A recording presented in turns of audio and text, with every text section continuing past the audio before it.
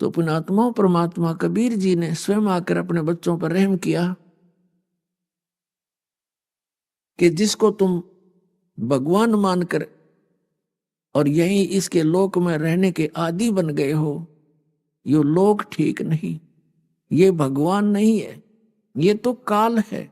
श्रीमद् भगवत गीता अध्याय नंबर 11 के मंत्र नंबर 32 में ये स्वयं कहता है कि अर्जुन मैं काल हूं और अब परिवर्त हुआ हूं। ये श्री कृष्ण जी के अंदर प्रवेश कर गया और फिर उसको दिखाया, जब वो सीधे हाथ नहीं माना, अर्जुन युद्ध करने को तैयार नहीं हो रहा था, तो उसको उससे बाहर निकल कर कृष्ण से और ऐसा विराट रूप दिखाया, अपना असली रूप, और कहा देख ये है मेरा उस ओरिजिनल रूप, मैं काल हूं और सबको खाने के लिए आया हूं। उसका उद्देश्य तो ये था उसको डरा दूं, धमका दूं, ये युद्ध कर ले, उसने नाश कराना था। श्री कृष्ण जी नहीं चाहते थे युद्ध करवाना बिल्कुल भी।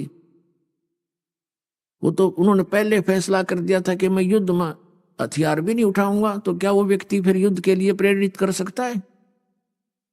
और ये एक तरफ मैं होऊंगा, एक तरफ मेरी सेना होगी, और मैं हथियार भी नहीं उठाऊंगा, तो फिर क्या वो लातों से मारता?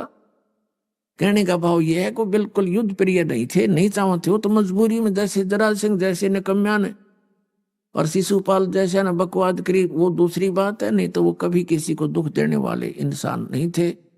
वो त्रिलोकी भगवान थे, 3 लोक के मालिक थे, स्वामी थे, एक विभागीय मंत्री यानी सतोगुण भगवान। तो हम काल के लोक में रह रहे हैं।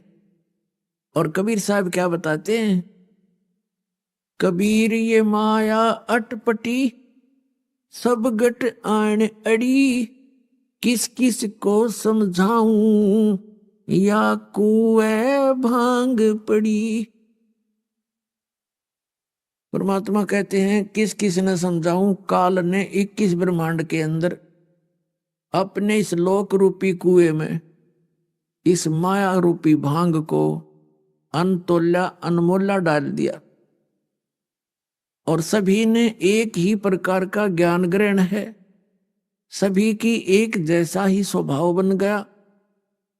अब इस ज्ञान से ही ये भांग नशा उतरेगा, इस काल की भांग का। ये एंटीबायोटिक आपको दिए जा रहे हैं